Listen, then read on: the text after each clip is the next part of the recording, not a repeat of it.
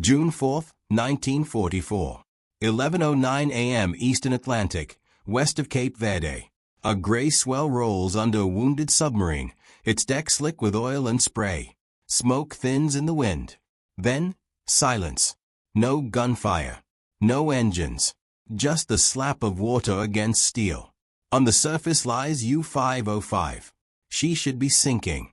Instead, she drifts, abandoned but alive. From the American task group, a whaleboat drops hard into the sea. Sailors scramble down ropes, boots thudding on wet planks. You can almost feel the Atlantic sting on their faces. Salt, heat, adrenaline. At the bow stands a young boarding officer, jaw tight, eyes locked on the submarine's conning tower. He knows what they are about to do has almost never been done in this war.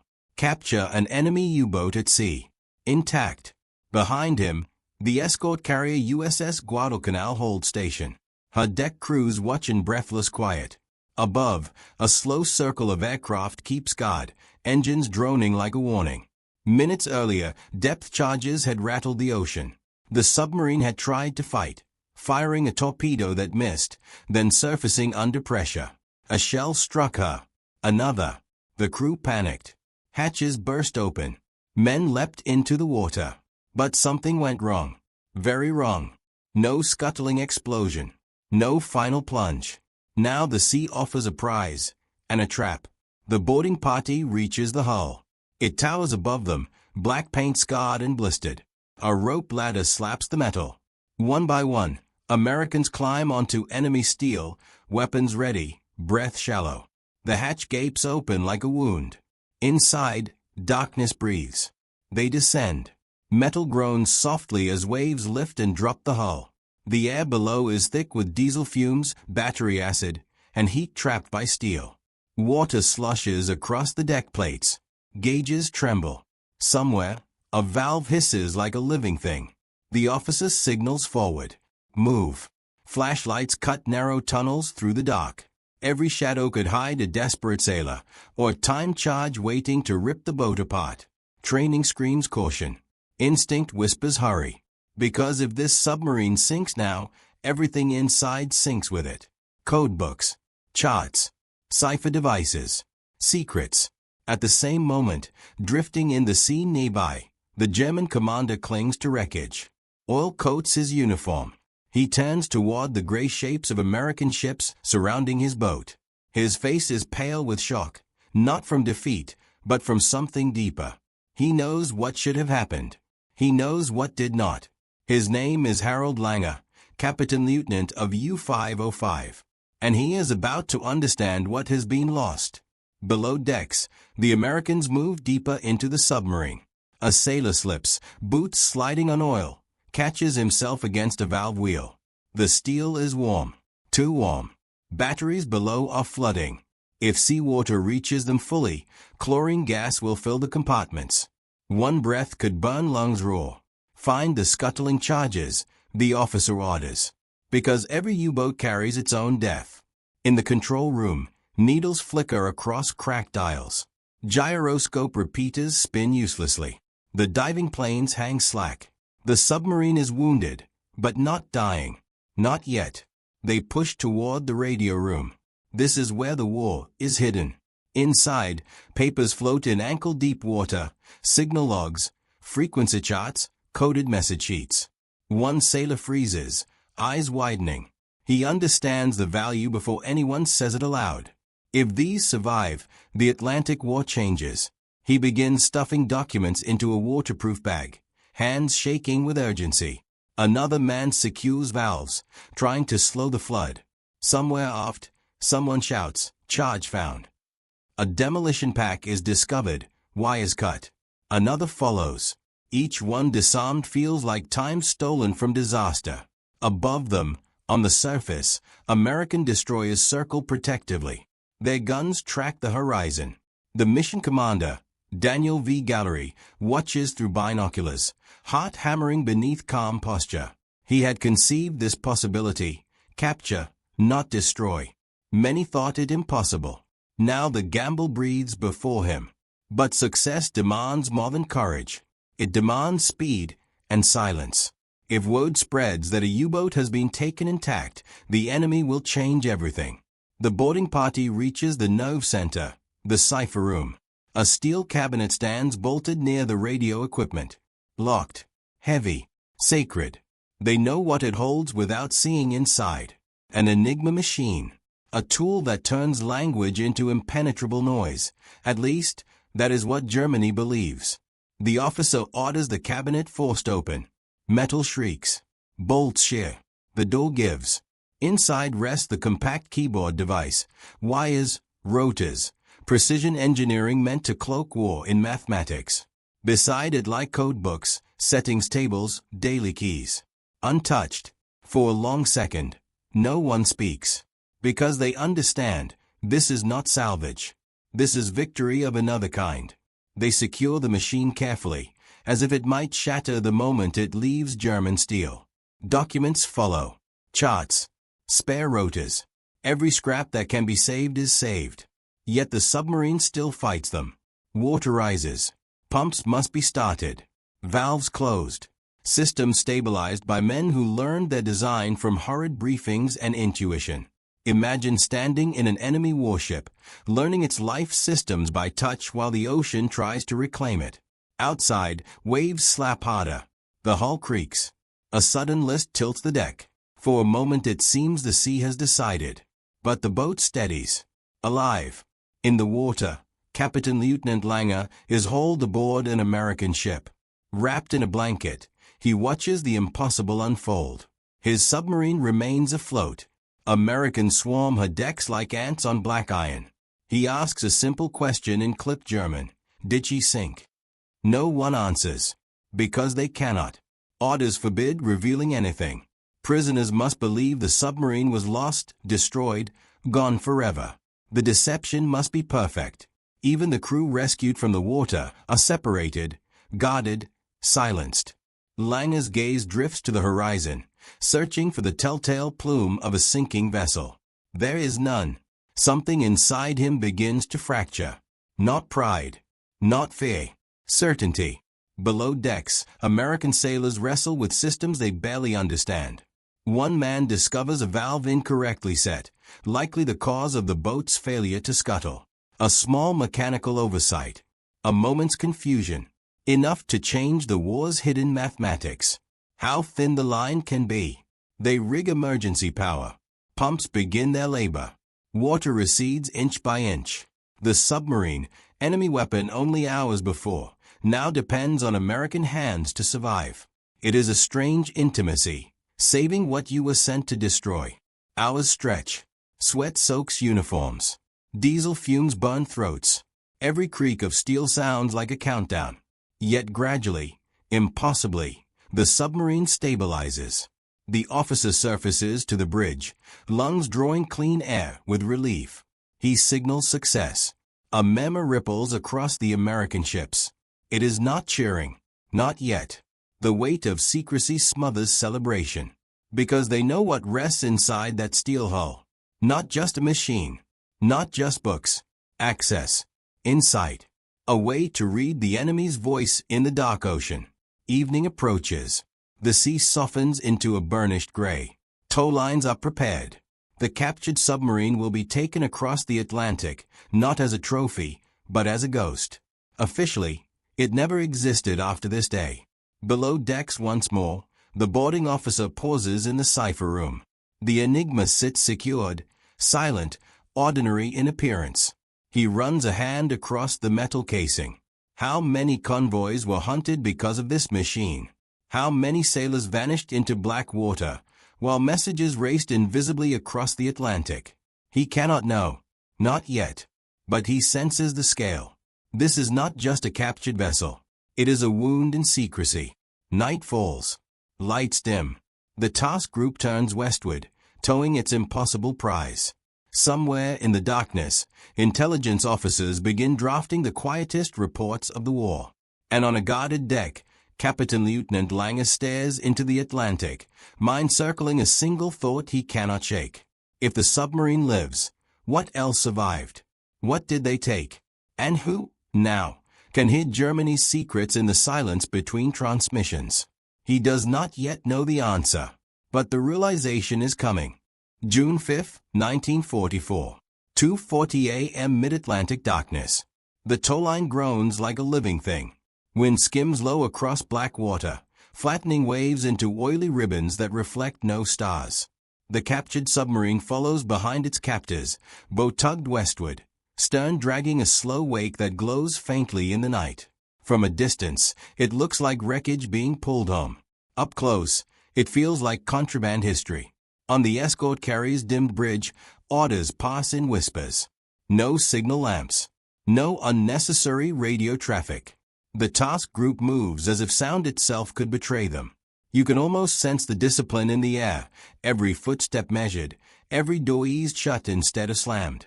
Because if anyone knows what is being towed across the Atlantic, everything changes. Below decks, in a guarded compartment lit by a single shaded bulb, intelligence officers begin their work. Salt-stiffened pages are laid carefully across drying racks. Signal logs are separated by date. Frequency tables are copied by hand in case the originals disintegrate. Each sheet is handled like fragile glass. Water stains bloom across German ink. Some entries blur. Others remain sharp, almost defiant. A timeline of submarine movements emerges in fragments, positions, weather notes, brief coded groups waiting for translation. One officer pauses, glancing toward the sealed crate in the corner. Inside rests the cipher device recovered from the radio room, secured in layers of cloth and oilskin. He does not touch it yet. Not until the compartment is cleared, the inventory confirmed, the silence assured. He knows what it represents. Not a weapon of steel, but a weapon of understanding. On another deck, German prisoners sit under guard, wrapped in blankets that smell of soap and unfamiliar detergent. They are separated deliberately, their conversations limited to glances and brief, uncertain nods. No one mentions the submarine. No one dares ask aloud why no explosion was heard. Their commander sits apart. Harald Lange's hands are steady now, but his thoughts are not. He watches the horizon as if expecting to see a final plume of water, a confirmation that duty had been fulfilled after all. He replays the moment again and again, the sudden surfacing, the confusion, the rush to abandon ship, the failure to complete the scuttling sequence. A single interruption in routine, a moment that now stretches endlessly in his mind. He cannot see the submarine in the darkness behind them, but he feels it, like a shadow tethered to his memory. Somewhere in the Atlantic, the unseen rules of war have shifted. He senses it the way a sailor senses a change in current long before the shoreline appears. Morning creeps slowly over the convoy. Gray light reveals the improbable sight fully for the first time, an enemy submarine riding obediently behind American ships, its deck scarred but intact, its silhouette unmistakable. Sailors steal glances. Some stare openly. Others look away quickly, as if witnessing something forbidden. They had trained to destroy such vessels, not shepherd them across an ocean. Coffee is poured in silence. Conversations remain practical. Fuel levels, weather forecasts, towline strain. No one speculates aloud about what this capture means. But every man aboard understands. Something extraordinary has occurred. Hours later, in a secured radio room aboard the flagship, a coded transmission is prepared. Its wording is sparse, precise, almost clinical. It reports success without describing its scale. It requests immediate intelligence handling upon arrival. It emphasizes secrecy above all else. The message is encrypted, transmitted, acknowledged. Across the ocean, in the English countryside, a cluster of low buildings sits quietly among green lawns and trees. Inside, mathematicians, linguists, and analysts move between desks piled with intercepts. Their war is fought with pencils, paper, and patience. At Bletchley Park, the incoming signal is received with unusual priority. Not excitement, not celebration, attention. A senior analyst reads the summary twice, then once more in silence. He folds the paper carefully, as if its weight has increased with each reading. A captured submarine. Intact materials. Cipher equipment recovered. He looks up slowly. Around him, The quiet machinery of code breaking continues, typewriters tapping, teacups clinking softly. But something invisible has just shifted in the room. If the report is true, the enemy's voice may soon be heard more clearly than ever before. Back in the Atlantic, the towing operation continues under relentless strain. Weather thickens. Swells grow heavier. Each surge tests the fragile bond between ship and prize. Crewmen monitor tension gauges constantly, ready to cut loose if necessary. The paradox is cruel. To preserve the secret, they must protect what they cannot acknowledge. Damage control teams rotate through the submarine, maintaining pumps, checking seals, fighting the slow creep of seawater that never fully retreats. The interior remains humid, metallic, haunted by the scent of fuel and battery acid. Each visit feels like entering a place that remembers its former masters. One sailor pauses beside a row of bunks, still bearing the impression of absent bodies. A mug rests where someone last set it down. A calendar remains pinned to a bulkhead, its date frozen. War interrupted mid-breath. He turns away quickly. There is work to do. Evening again. The convoy presses westward. Official logs record nothing unusual, only routine operations, standard patrol movements. The deception is already underway. German prisoners are informed, indirectly, that their submarine was lost. Survivors accept the statement with visible relief and grief mingled. Some bow their heads. Others stare at the sea in silence. Lange listens carefully. He does not challenge the claim. He does not nod. He simply absorbs it, measuring the tone, the timing, the absence of detail. His instincts as a commander resist closure. A warship's captain learns to read not only words, but omissions. Something remains unresolved. Below decks, intelligence officers complete preliminary inventories. Waterproof containers are sealed, labeled, guarded. Nothing leaves the compartment without record. Nothing is discussed beyond necessity. One officer finally opens the secured crate. Inside rests the compact cipher machine, its keys dull under the lamplight, its rotors motionless. It appears ordinary, almost modest, yet the room seems to tighten around it. He does not power it on. He does not test it. He simply observes, like a man standing before a locked door that has just been handed to him. Access without understanding is only potential. Understanding will come later. Days pass in measured tension. The Atlantic narrows slowly. Patrol patterns shift to avoid known shipping lanes. Even friendly forces are not informed.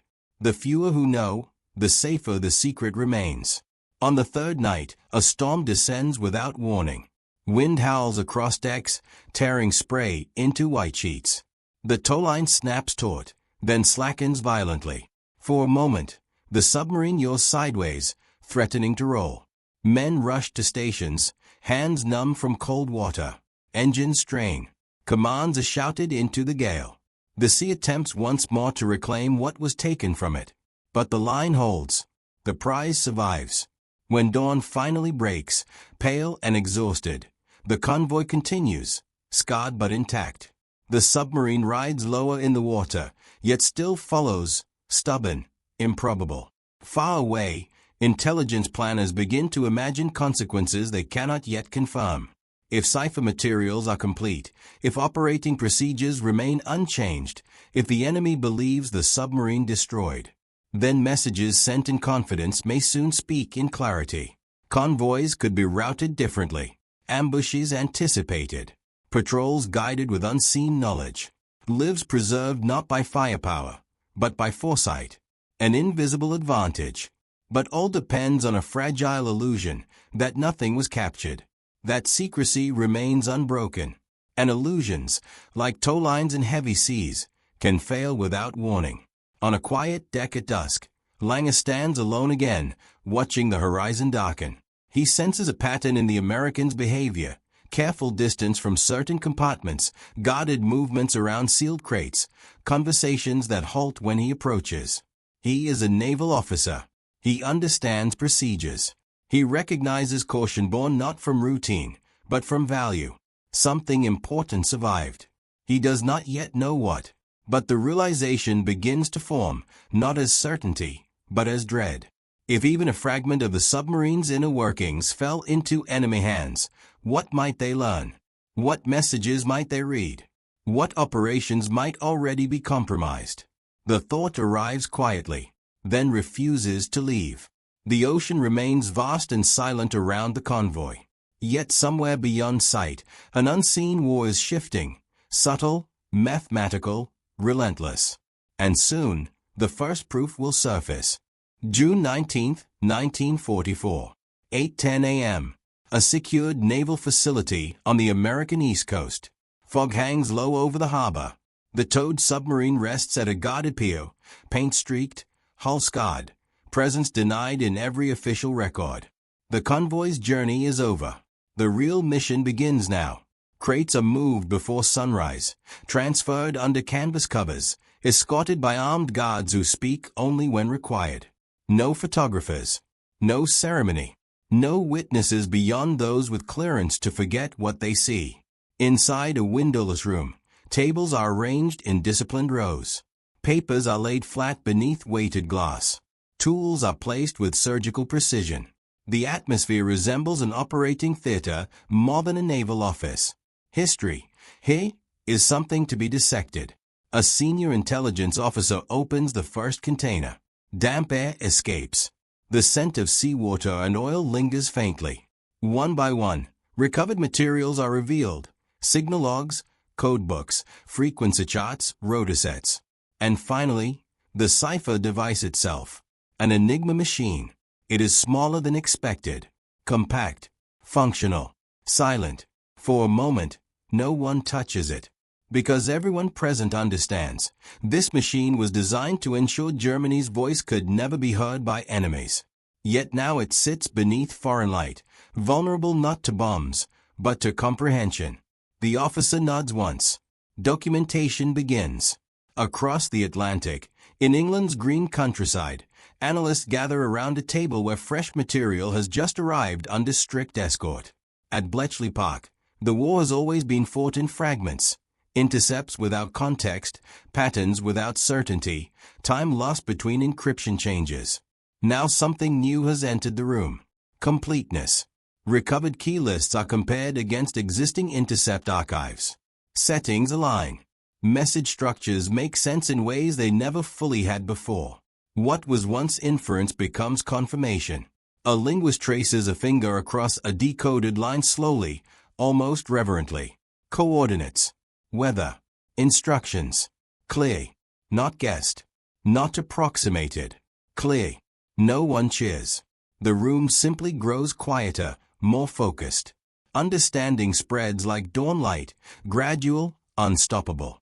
The enemy's confidence in secrecy remains intact.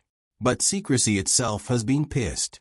Back in the United States, naval officers begin reconstructing operational procedures from the submarine's internal documents. Routine patterns emerge, message schedules, emergency protocols, fallback frequencies. Even the human habits of transmission begin to appear between the lines. War reveals itself not only through technology, but through behavior. A young analyst studies a series of entries, then looks up slowly. If Germany continues transmitting under the assumption of security, then every future signal becomes an opportunity. Not merely to listen, to anticipate, to act before action is seen. This is not intelligence in the traditional sense. It is foresight engineered from captured trust. Meanwhile, the German prisoners remain isolated, their internment location undisclosed, their questions deflected with routine explanations. They are treated correctly, even respectfully. But information flows only one way. Captain Lieutenant Harald Lange senses the pattern tightening around him. He has been informed that his submarine was destroyed after the crew abandoned ship. That narrative is repeated with careful consistency. Yet the absence of detail gnaws at him more than any accusation would. He recalls the final moments aboard, the rushed evacuation, the incomplete scuttling, the silence that followed. His training tells him what should have occurred. His memory tells him what did not. Between those two realities lies uncertainty. And uncertainty, for a commander, is intolerable. He studies his captors as they pass, how they guard certain corridors, how documents are carried, how conversations pause mid-sentence. He notices what others overlook. Something was taken. He cannot prove it, but he knows the weight of loss when he feels it. In the secure analysis room, technicians begin examining the mechanical heart of the cipher device. Rotors are removed, inspected, catalogued. Where patterns are studied. Subtle variations are noted. Manufacturing tolerances, alignment marks, maintenance habits. Each observation transforms abstraction into knowledge. The machine is no longer a mystery. It is a system, and systems can be understood. One technician pauses after aligning a rotor set according to recovered instructions. He types a short sequence, following documented procedures. The keys click softly, ordinary sounds carrying extraordinary implications. Output appears. Readable. Structured. Logical. He exhales slowly. This is not merely a captured machine. It is a voice made audible. Intelligence briefings expand in quiet circles. Naval planners receive guidance framed cautiously, never revealing source or method. Convoy routes are adjusted subtly. Patrol areas shift. Decisions appear routine, yet their precision increases. Ships that might have sailed into danger now alter course hours earlier. Ambushes fail to form. Encounters occur on terms unexpectedly favorable to Allied forces. Patterns begin to change across the Atlantic, though few understand why. An invisible influence moves beneath surface events. The war's arithmetic is being rewritten, not through louder guns, but through clearer hearing. Far from these rooms, German Naval Command continues transmitting orders with practiced confidence. Procedures remain unchanged. Encryption cycles rotate as scheduled. The machinery of secure communication functions flawlessly. From their perspective, nothing has been compromised. Trust persists. And trust, once misplaced, becomes vulnerability. One evening, Lange is summoned for routine questioning. The officer across from him asks about operational procedures, transmission timing, emergency protocols, maintenance practices. The questions are calm, professional, unhurried. Lange answers carefully, offering nothing beyond obligation. Yet as the conversation unfolds, a realization sharpens. They are not asking blindly. They are confirming. He senses knowledge behind the questions, knowledge that should not exist without access to the submarine's inner systems. For the first time, the possibility forms not as dread, but as clarity. If they know, then something survived. If something survived, then secrecy may have failed. He returns to his quarters in silence, the conclusion settling heavily. Not defeat in battle. Something far more profound. Exposure. Weeks later, analysts compare operational outcomes across recent engagements. A pattern emerges, not dramatic, not obverse, but consistent. Interceptions occur with improved timing. Losses diminish. Efficiency rises. No single event announces the change. But collectively, they reveal a turning current. The Atlantic War has begun to tilt. Not visibly, not publicly, but measurably. And somewhere in guarded isolation, a German commander contemplates the same invisible shift from the opposite side of understanding. He cannot see the mechanism, but he can feel its effect. Germany's voice still speaks across the ocean. The question is no longer whether someone listens. It is who understands. And how long before the realization spreads beyond one captured officer to an entire command structure built on secrecy. July 1944. A secured interrogation facility, undisclosed location. The room is quiet enough that paper seems loud. A single desk. 2 chairs. A shaded lamp casting a precise circle of light. Beyond it, shadow. The environment is deliberate, controlled, neutral, unthreatening. War, reduced to conversation. Harald Lange sits upright, uniform replaced by plain clothing that feels unfamiliar against his skin. He has been questioned before, about patrol patterns, crew composition, standard procedures. Always professionally. Always without accusation. But today, something is different. The officer across from him opens a folder slowly. He does not look at Lange immediately. He scans a page, then another, as though verifying a detail he already knows. Then he asks a question, specific, technical, precise. A question about transmission timing under certain operational conditions. Lange answers cautiously. The response is correct. It is also incomplete. The officer nods faintly, then asks another question. This one concerns equipment maintenance intervals, information known only to those who have served within a submarine's sealed steel world. Again, Lange answers. Again, the officer's reaction is subtle, not surprise, not curiosity. Confirmation. A realization forms not through accusation, but through absence of uncertainty. The Americans are not learning. They are checking. Later, alone, Lange reconstructs the exchange in his mind. Every question carried an implication. Every pause suggested prior knowledge. He replays the final minutes aboard his submarine. The hurried evacuation, the incomplete scuttling, the silence that followed. He had believed the vessel lost to the Atlantic. He had believed secrets sank with steel.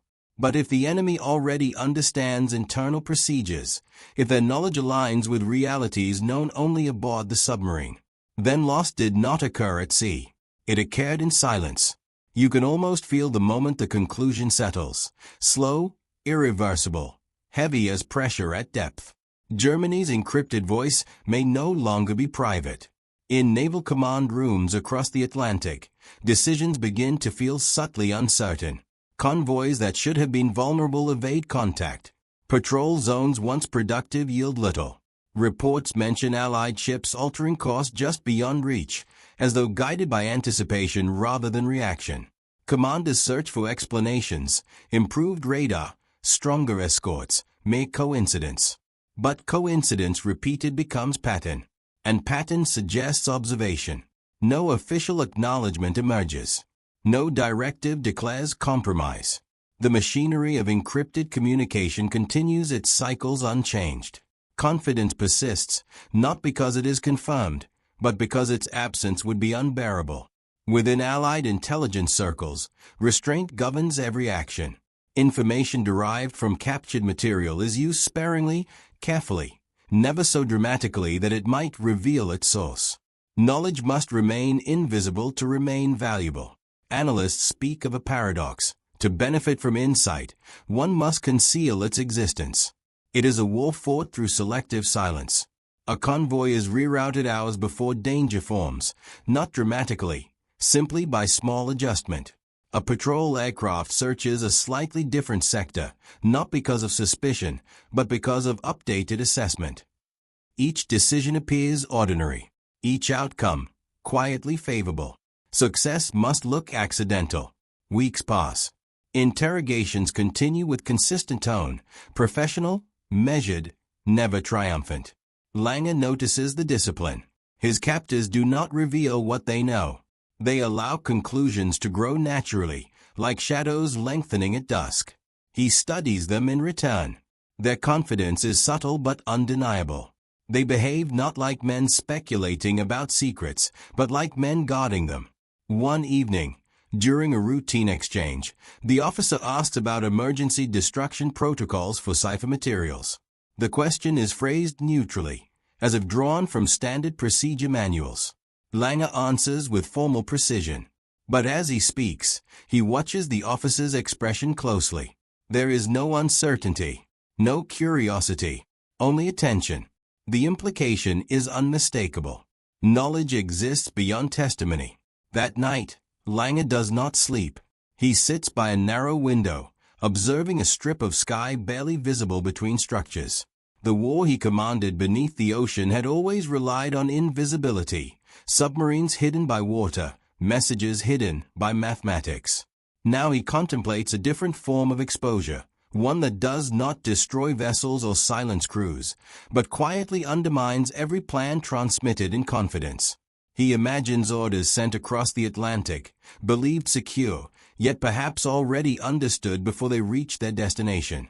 He imagines convoys steering clear not by chance, but by comprehension. The realization does not arrive as shock. It arrives as inevitability. Somewhere far away, operational reports accumulate. They do not declare transformation.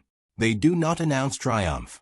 They simply record outcomes: fewer successful interceptions, increased survival of shipping, improved coordination between forces separated by thousands of miles of ocean. Statistics change first. Meaning follows later. The war's trajectory shifts not through spectacle, but through accumulation of small advantages guided by unseen awareness. A mathematician reviewing maritime loss charts pauses, studying the gradual curve bending away from expectation. The change is subtle, almost modest. Yet in war, modest shifts decide futures. Months after the capture, Lange is informed of routine developments, prisoner status, administrative matters, nothing strategic. He listens politely, responding when required. But inwardly, his perspective has altered. He no longer measures events solely through visible conflict. He has come to recognize another dimension of war, one fought through information, perception, and belief. He understands now that a submarine's failure to sink may carry consequences beyond tactical loss. A single interruption in secrecy can echo across oceans. One afternoon, during a brief conversation with a fellow captured officer, Lange speaks a quiet observation, not accusation, not complaint, merely a statement shaped by contemplation. Security, he says carefully, exists only while it is believed. The other officer looks at him, puzzled. Lange does not elaborate, because he has already reached the conclusion others have not yet allowed themselves to consider. Germany's messages still travel across the Atlantic, but their destination may no longer be singular. Outside, the world continues its visible war, bombers in the sky, armies advancing, fleets maneuvering. Yet beneath those movements, another conflict unfolds silently, shaping outcomes without announcement. A captured submarine, recovered materials, a machine designed to conceal now contributing to revelation. No battle marked the moment. No explosion signaled the change. But somewhere between abandonment and recovery, certainty dissolved.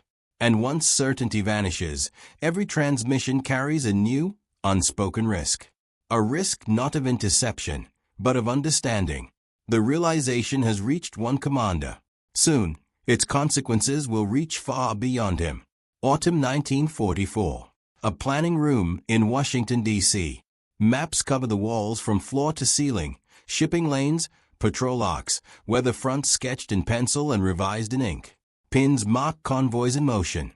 Lines curve across the Atlantic like veins carrying lifeblood. An officer studies the latest operational summary. The report contains no dramatic language, only numbers, loss ratios, encounter timings, route adjustments. Each entry appears ordinary. Together, they form something extraordinary, a pattern of survival. Across the ocean, German Naval Command continues issuing orders with procedural precision. Messages depart transmitters exactly as before, disciplined, encoded, confident. Operators perform routines practiced through years of war. Rotors set, keys pressed, signals dispatched into the ether. Nothing in their process reveals uncertainty. Yet outcomes begin to diverge from expectation. Submarines arrive at assigned patrol zones only to find empty seas. Convoys alter course just beyond detection range. Opportunities dissolve before they materialize. Commanders search for explanations grounded in visible factors: improved enemy tactics, random misfortune, operational delays. But the sea has not grown kinder. Something else is at work.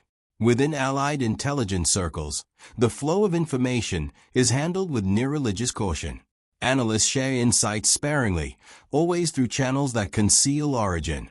Recommendations are framed as probability, never certainty. Precision must never appear miraculous.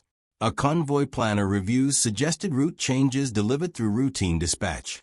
He does not know why certain sectors are marked as high risk. He trusts the assessment because recent results justify trust. Ships depart accordingly. Days later, they arrive safely. No celebration follows. Only quiet confirmation that the invisible advantage persists. In detention, Harald Lange receives limited news of the wider war, fragments filtered through official channels. He notes the tone more than the content.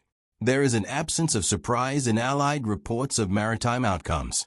Their confidence seems measured, not hopeful. Confidence rooted in expectation.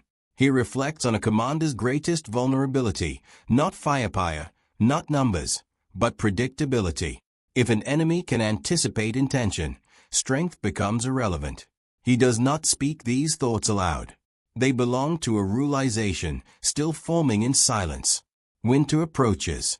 Atlantic weather grows harsher, yet operational effectiveness among Allied convoys improves rather than declines. Statistical charts reveal the shift with quiet clarity. Where losses once spiked unpredictably, they now follow gentler curves. A naval analyst traces the trend line with a pencil, then sets it down slowly. The transformation is not absolute. Danger remains, but uncertainty has narrowed. War, at sea, is becoming more knowable, and what can be known can be shaped. Far away, in a European command center, German officers debate causes for diminishing success. The discussion circles familiar explanations: escort strength, air coverage, resource constraints. Each argument carries partial truth. None fully account for the pattern. No one suggests compromised secrecy. To do so would challenge the foundation of operational confidence itself. Belief endures where proof is absent. Months earlier, a submarine failed to vanish beneath the Atlantic. A sequence meant to end in destruction instead ended in capture. From that moment, information began to move differently. No louder, no faster, simply more clearly. Clarity spreads quietly. It guides decisions not through force, but through foresight. It transforms reaction into anticipation. And anticipation, in war, is power. One evening, Lange is permitted a brief walk within a secured perimeter. The air is cool, carrying a scent unfamiliar to him. He pauses, listening, not for sound, but for the absence of uncertainty that once defined his service. He considers the nature of command. Every order issued at sea had assumed secrecy. Every maneuver had relied on unseen intentions remaining unseen. If that assumption was broken even once, then every subsequent decision unfolded upon altered ground. He does not know the full extent of consequence. He cannot measure it, but he understands the principle. A single breach of invisibility can reshape an entire theater of war. In planning rooms across the Allied world, operations continue to evolve with disciplined subtlety. Knowledge derived from captured material is never used recklessly. It is integrated gradually, carefully, invisibly.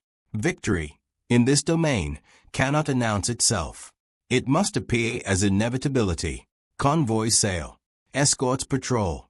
Messages cross the ocean in encrypted form. On the surface, the war remains unchanged. Beneath it, certainty has shifted. By early 1945, the Atlantic conflict bears the imprint of months of unseen influence. Losses decline. Coordination improves. Strategic decisions align with an understanding that seems almost intuitive. Few participants recognize the origin of this advantage. Fewer still understand the moment it began. But the chain of cause and effect extends back to a gray morning when a wounded submarine drifted instead of sinking, when boarding parties descended into darkness, when documents were lifted from water and silence preserved the truth. History rarely marks such moments with ceremony. It simply carries their consequences forward. In his quarters, Lange sits once more in quiet reflection. He no longer questions whether something was lost. He contemplates instead how widely that loss has spread. Not through explosion, not through public revelation, through understanding. He closes his eyes briefly, as if listening to distant transmissions carried across an ocean he cannot see. Germany still speaks. But somewhere beyond the horizon, its words may no longer belong solely to those who send them. The war of signals continues, unseen, decisive, irreversible. And its outcome, like the captured submarine that began it, emerged not from spectacle, but from a moment when secrecy failed to sink.